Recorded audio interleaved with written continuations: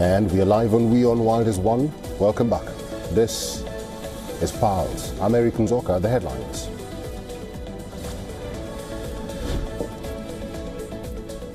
The Kremlin spokesperson rejects a news report that U.S. intelligence believes that President Putin aims to take all of Ukraine and restore parts of the Soviet empire of influence in Europe.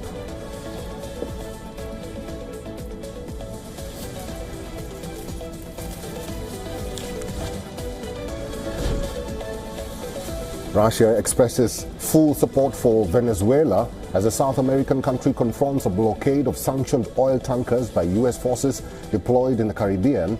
The foreign ministers of the two allied countries blasted the U.S. actions over a phone call.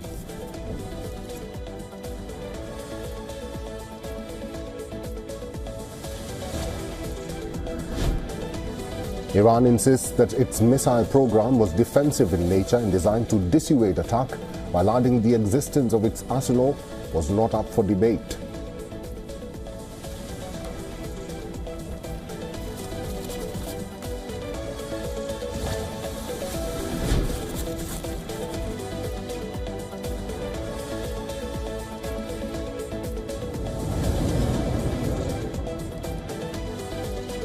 Bangladesh suspends all consular services and visa issuance in New Delhi and Agartala until further notice, cites unforeseen circumstances amid escalating diplomatic tensions.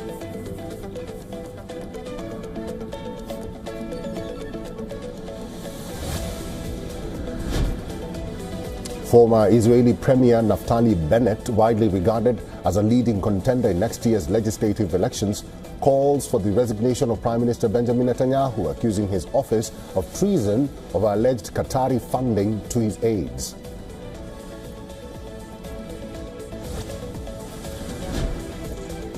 Denmark to summon the U.S. ambassador after President Trump appointed a special envoy to Greenland, the Danish autonomous territory he has often expressed interest in obtaining.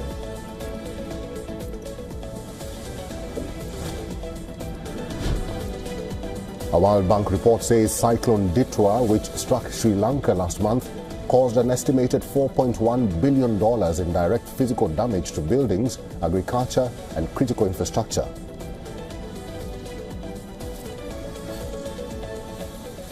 Christmas usually arrives with bells, bargains, and blinking red lights. This year, in Canada's Montreal, it arrived with shopping carts and a message.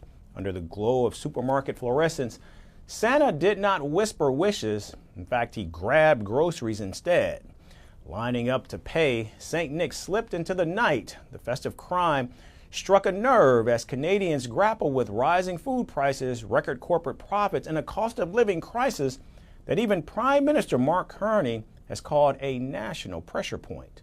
With trust in institutions wearing thin, some are taking matters into their own hands. Here's a look at what exactly happened. It was the week before Christmas when Santa came calling, not with toys, but with trolleys. In a Montreal supermarket late Monday night, red suits flooded the aisles. White beards bobbed between shelves. Masked elves fanned out, and carts filled quickly.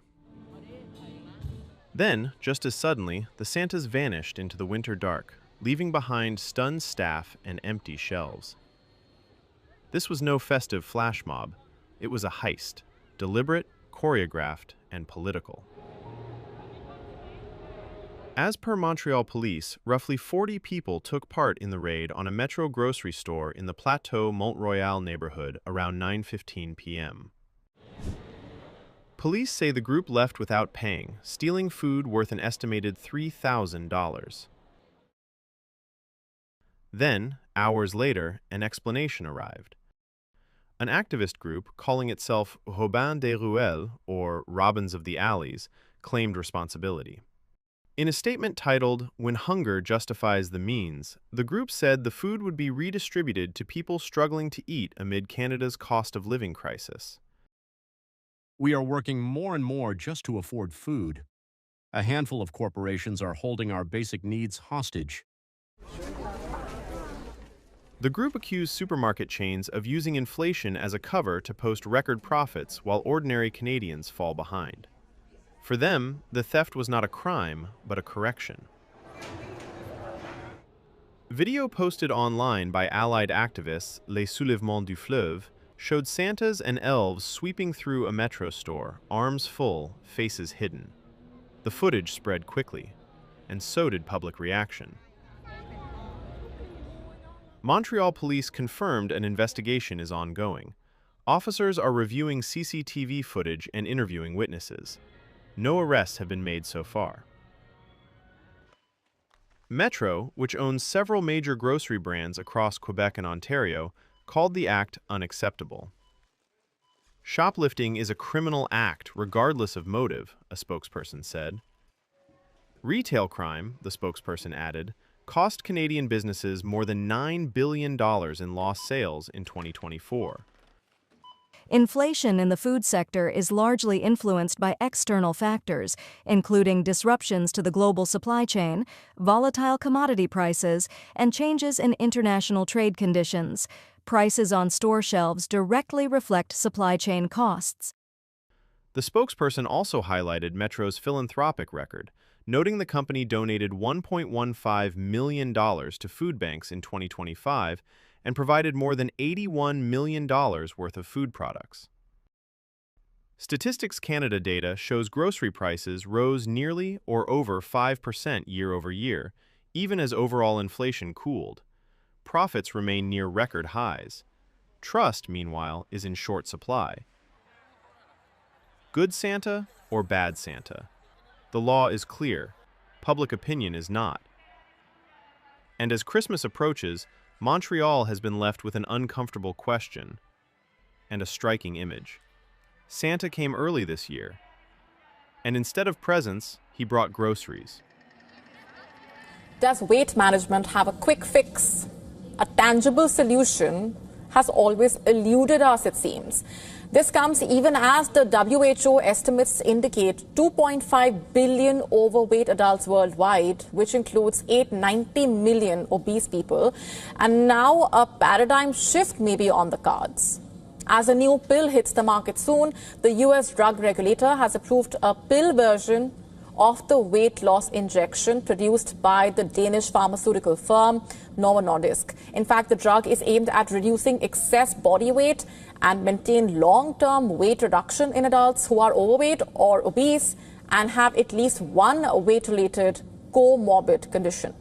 It is expected to be launched in the US in January 2026. Now, here's how this pill stands out. It contains 25 mg of semaglutide. While the injection we refer to had to be taken weekly, the pill has to be taken once every morning with a sip of water on an empty stomach. As per the estimates, it will cost $149 per month. The pill is easier to take effect as it protects the medication for 30 minutes in the gut. However, it also has similar side effects like the injection, including nausea and diarrhea. During the clinical trials of the drug, 1/3 of close to 1,300 participants reportedly experienced 20% or greater weight loss after 64 weeks. Overall, the pill showed an average weight loss of 16.6%. And this comes as a major boost for the US, as nearly 40% of American adults are obese. Moreover, a recent survey showed that 1 in every 8 Americans used anti-obesity injections. Zepbound, produced by US drug maker, is another weight management drug available in the market, and the company is also coming up with its anti-obesity pill. However, it is pending approval from the US drug regulator, reportedly. Prior to this, Novo Nordisk was undergoing a slight slump with sliding shares and slowing sales of its injection. The approval of this pill brought about positive news for the drug maker, as its stock jumped 7.18% during the intraday trading session in Denmark today. Until now, the anti-obesity injections were out of reach for many, as they cost over $1,000 per month. While the new pill promises a better future, it remains to be seen whether the drug can actually live up to its promise of efficacy and help address the obesity crisis. A major incident has been declared after a massive sinkhole opened underneath the canal. Emergency services were scrambled to the scene in the chemistry area of Whitchurch, Shropshire, in the early hours of this morning. It is understood a gaping hole measuring at a staggering 50 metres by 50 metres opened up under the Shropshire Canal. More than 10 members of the public were rescued when emergency crews arrived at the dramatic scene. A large section of the canal has been completely drained, leaving canal boats beached. The sinkhole caused the banks of the canal to collapse, with gallons of water pouring out into the surrounding land. A multi-agency response has been set up, but no injuries have been reported. Emergency services are currently on scene and a multi-agency response has been set up, coordinated through the Shropshire Tactical Coordination Group. There are currently no reports of any casualties and residents are being assisted by the fire service. Shropshire Fire and Rescue Service said they received reports of a canal bank collapse with large volumes of water escaping into the surrounding land. Approximately 12 residents from nearby moored boats are being supported and relocated to a welfare centre at the former Whitchurch police station. Others are being urged to avoid the area as crews deal with the developing incident. A major incident was declared at around 5 a.m, around an hour after the first reports came flooding in.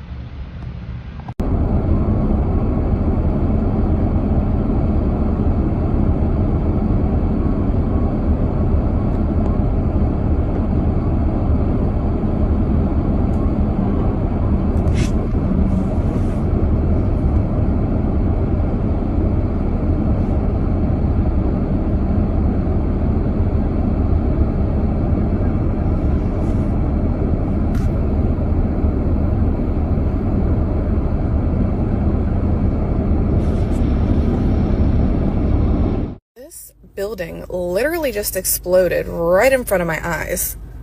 Like, as I was about to drive down the street. I don't know if I should turn up that way or not. That is insane, and I hope nobody was inside there, because what the actual I have no idea what just happened. Yeah. The death toll in South Africa's latest mass shooting at a pub rose to 10, while police said they identified 2 potential suspects. 3 women and 7 men were killed in Sunday's early morning assault in the township of Bekkersdal, 46 kilometers west of Johannesburg. 9 people remain hospitalized. The attack took place at around 1 a.m. on Sunday, when about 12 unidentified gunmen in 2 vehicles opened fire at pub patrons. They continued to shoot randomly as they fled the scene, according to police. The acting provincial commissioner of Gauteng said 2 people have been identified as potential suspects in the shooting, based on community reports to the police. A Gauteng police spokesperson also said the owner of the tavern will be charged with fraud and operating an illegal liquor outlet. Authorities have confiscated all alcohol in the pub. This was the second mass shooting in 3 weeks at a township pub in South Africa. In early December, a gun attack at an unlicensed bar near Pretoria killed at least 12 people, including 3 children. On Monday, a 32-year-old man was arrested in connection with this shooting.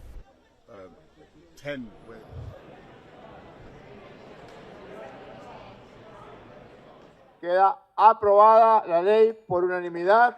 En consecuencia, se declara sancionadas la Ley de Protección de las Libertades de Navegación y Comercio contra la piratería, bloqueos y otros actos ilícitos internacionales establecidos en el artículo 213 de la Constitución. As Commander-in-Chief, it is my great honor to announce that I have approved a plan for the Navy to begin the construction of 2 brand new, very large, the largest we've ever built, battleships.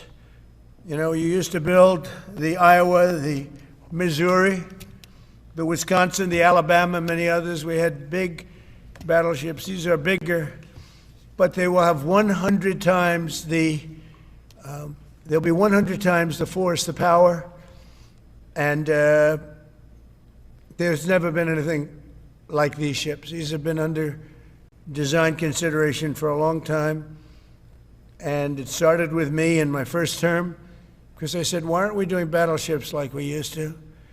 And these are the best in the world. They'll be the fastest, the biggest, and by far 100 times more powerful than any battleship ever built. So if you look at the Iowa, the Missouri, Wisconsin, Alabama, and others, but they were similar in size, some a little bit bigger than the others, but if you take the biggest one, it's 100 times more powerful.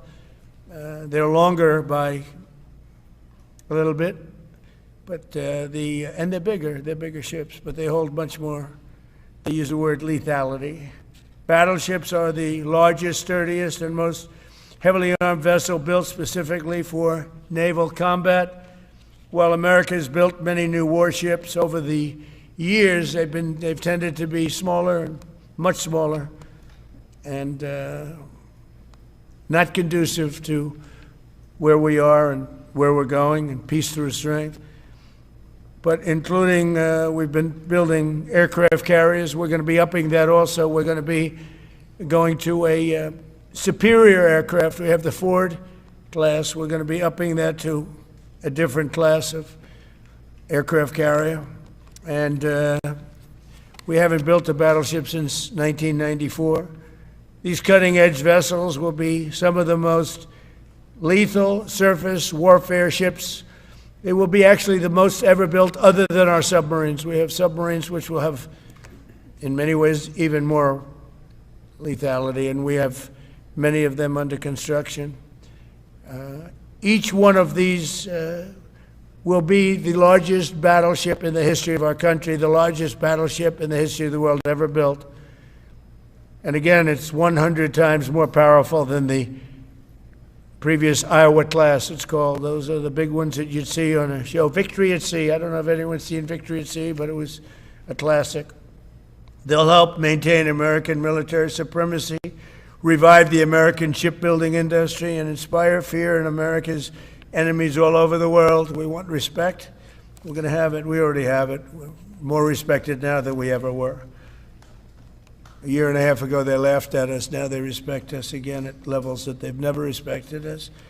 We envision that these two ships, we're talking about 10, but we're going to start with 2, and we're going to quickly morph into 10. And ultimately, we think it's going to be anywhere from 20 to 25 of these. In the United States of America, you don't have to apologize for being white anymore.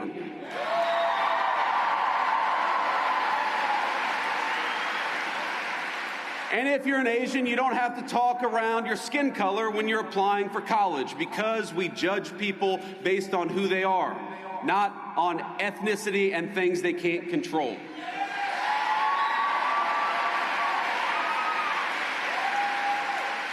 We don't persecute you for being male, for being straight, for being gay, for being anything. The only thing that we demand is that you be a great American patriot, and if you're that, you're very much on our team.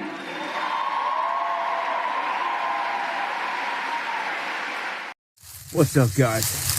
G7 back at you for another one. And we've got more warning signs of something happening here with the economy, with the global monetary system specifically. We have Ray Dalio now putting out this warning saying that there's profound changes in motion. He goes on to say this kind of repeatedly, almost like he's trying to say something else that he can't. But he says that big moves are being made, and it's kind of pointing the finger at the current administration. We know that Trump's going to be rolling out the reset, but this is just another warning. We just had Warren Buffett come out and say, yo, the dollar's gone, basically.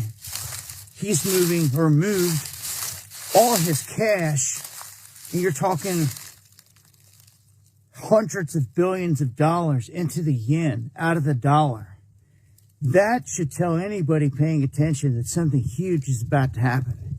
And now, Ray, warning that there's going to be a complete breakdown of the system.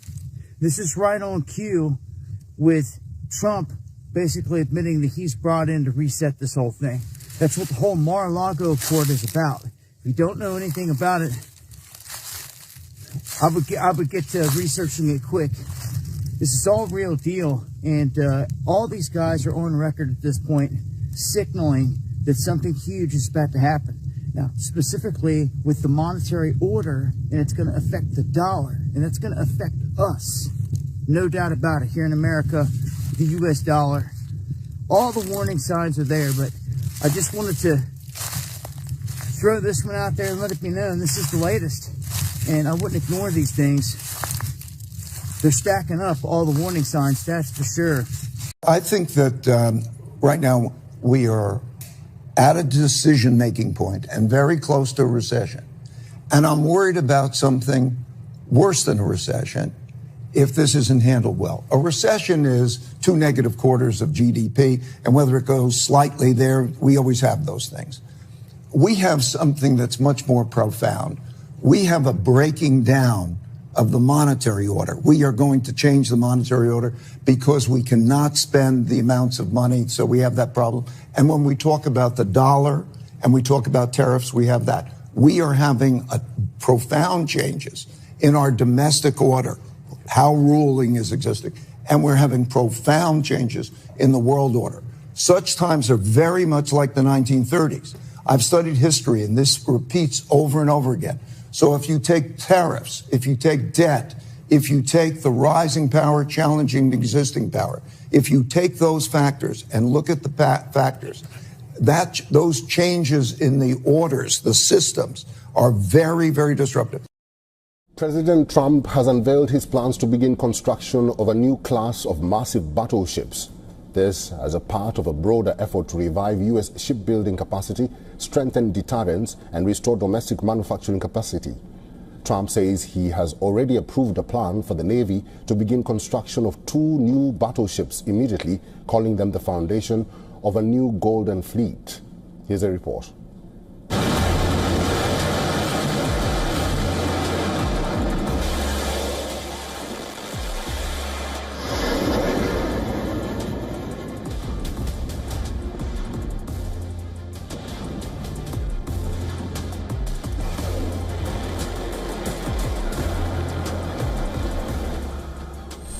US President Donald Trump plans to build a new class of massive battleships. He calls it Golden Fleet for his golden era. These warships will bear the Trump insignia. This new generation of American battleships, bristling with new missiles, nuclear weapons and lasers, are part of a broader effort to rebuild US shipbuilding capacity, strengthen deterrence and restore what he repeatedly describes as American military supremacy.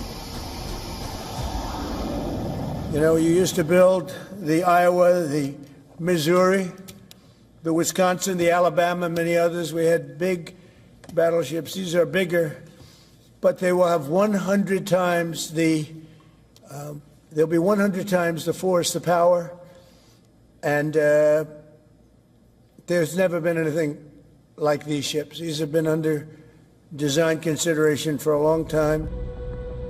Many US ships are named after presidents, but the honor is usually reserved for leaders who have left office. Most of the US aircraft carriers are named after former American presidents. Battleships are the largest, sturdiest, and most heavily armed vessel built specifically for naval combat.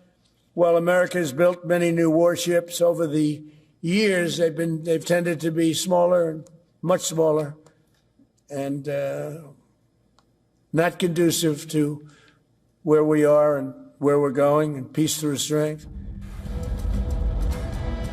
This is not the first time that Trump is keen on being highly specific about military vessels. Trump has long taken an interest in the design and appearance of naval ships. During his first term as president, he criticized modern electromagnetic catapult systems on aircraft carriers and argued for a return to steam-powered systems.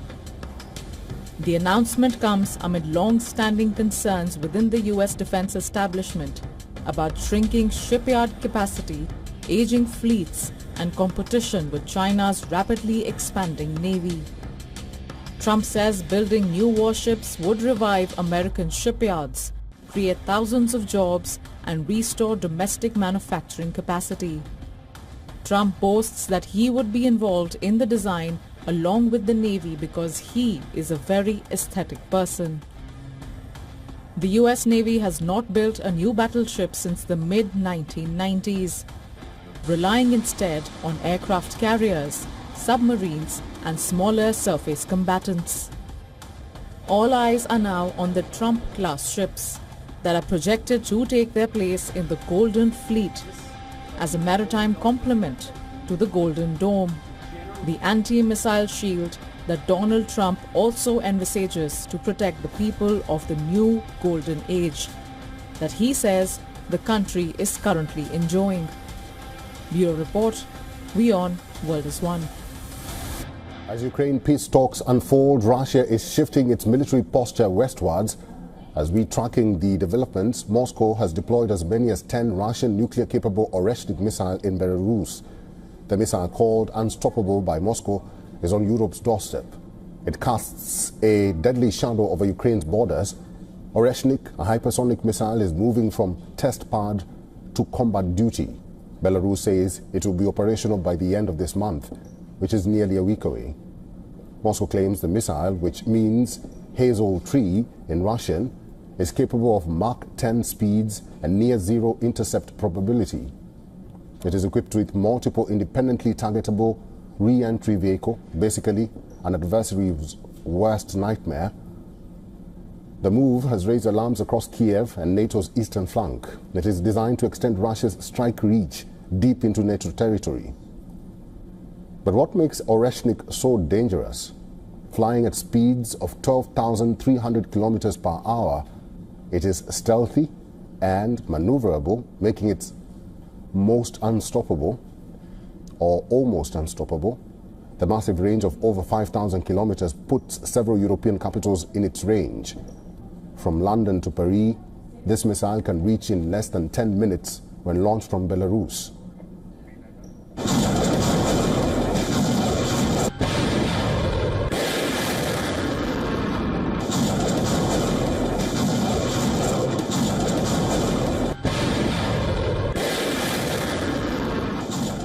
The Oreshnik hypersonic missile made its debut in Ukraine in November 2024. Russia first used the Oreshnik against Ukraine, targeting a defense enterprise in Dnipro.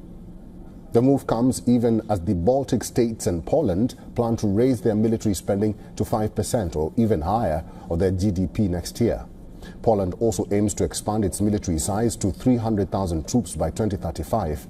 Belarus holds that its neighboring countries are unwilling to reduce military tensions and maintains that the deployment of Oreshnik is intended as a deterrent. Made it clear that we do not intend to go to war with you. We are not a threat to you. On the contrary, we are saying that let's have a dialogue. Let's at least go back to the kind of relationship that should exist between neighbors. Moscow dismisses talks of an impending clash with Europe as hysteria. It argues that Oreshnik in Belarus and nuclear-powered Burevestnik and Poseidon are responses to what it sees as Western pressure, missile defense and NATO expansion.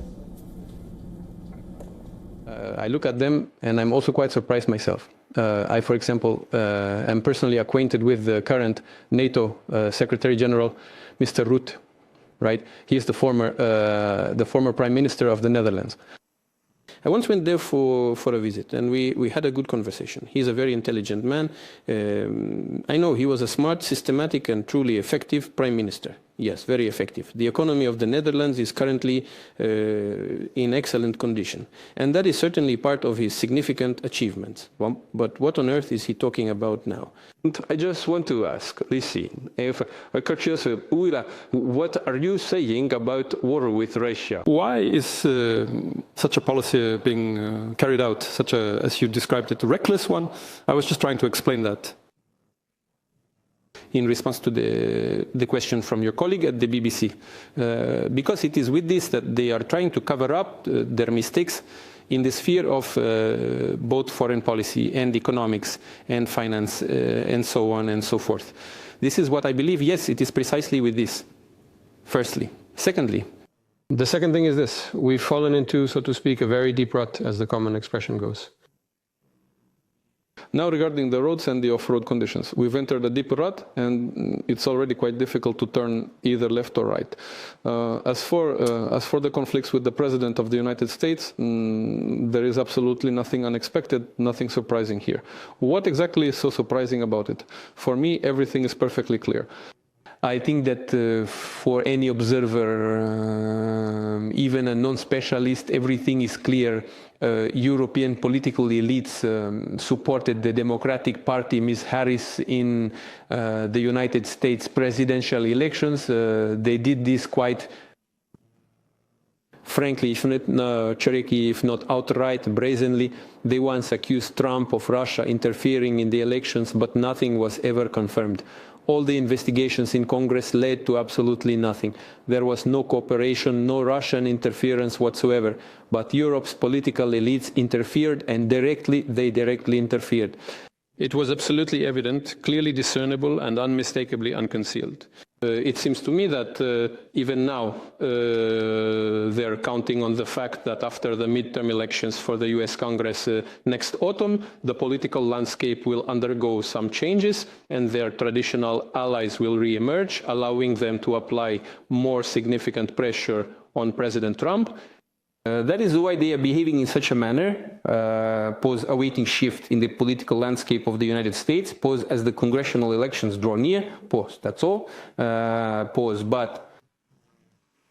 Regarding individual actors or figures, it seems to me that they really behave quite aggressively, not even very reasonably. Professionally, I look at them and I'm also quite surprised myself. I, for example, am personally acquainted with the current NATO Secretary General, Mr. Rutte, right? He is the former Prime Minister of the Netherlands. I once went there for a visit and we had a good conversation. He's a very intelligent man. I know he was a smart, systematic and truly effective Prime Minister. Yes, very effective. The economy of the Netherlands is currently in excellent condition. And that is certainly part of his significant achievements. But what on earth is he talking about now? And I just want to ask, listen, what are you saying about war with Russia? We need to prepare for war with Russia.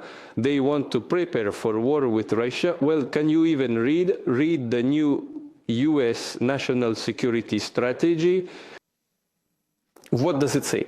The US, I'd like to point out, is a key NATO player. The US is NATO's founder, its chief sponsor.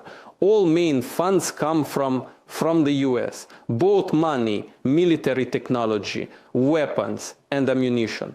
All of it comes from there. This is the foundation in the new security strategy, NATO's national security strategy. Russia is not designated as an enemy, a designated adversary, as a target, a direct and undeniable target. No, and the NATO Secretary General, he is quite openly preparing us for a full-scale war, a direct confrontation. What in the world is this? Well, can you even read? How can you possibly be aiming NATO at a war with Russia if the leading nation of NATO itself doesn't consider us an adversary or an enemy? It's simply, I don't even know how to put it. The level of professional training for this role is inadequate. You need to be attentive to your responsibilities and look around. This applies not only to the Secretary General, but also to many others. Of the Western leaders. Все полагали, что за короткий период времени Россию они разрушат, развалят. А европейские подсвинки тут же включились в эту работу прежней американской администрации в надежде поживиться на развале нашей страны, вернуть себе что-то, что было утрачено в прежние исторические периоды, и попытаться взять реванш. Как теперь всем стало очевидным, все эти попытки и все эти деструктивные планы в отношении России полностью провалились.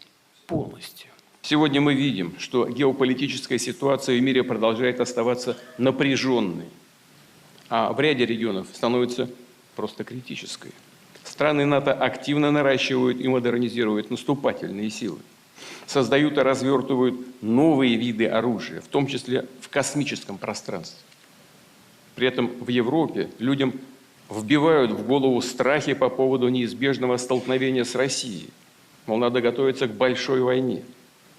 Разного рода деятели, которые вроде бы занимали или занимают до сих пор ответственные посты, о своей ответственности, похоже, просто забыли.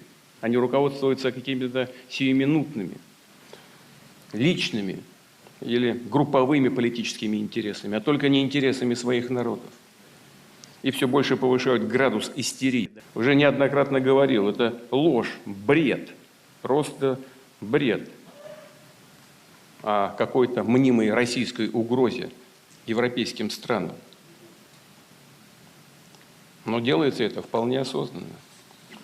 Правда в том, что Россия всегда в самых сложных обстоятельствах, что называется, до конца, пока есть хоть малейший шанс, стремилась находить дипломатические развязки противоречий и конфликтов. И ответственность за то, что эти шансы не были использованы, целиком лежит на тех, кто уверовал в то, что с нами можно говорить языком силы. Мы и сегодня выступаем за выстраивание взаимовыгодного и равноправного сотрудничества с Соединенными Штатами и с европейскими государствами, за формирование единой системы безопасности во всем евразийском регионе. При этом отдаем себе отчет, что в любой международной обстановке... We are Russia's next target. And we are already in harm's way. When I became NATO Secretary General last year, I warned that what is happening in Ukraine could happen to allied countries too. That we had to shift to a wartime mindset. I fear that too many are quietly complacent. Too many don't feel the urgency. And too many believe that time is on our side. It is not. The time for action is now.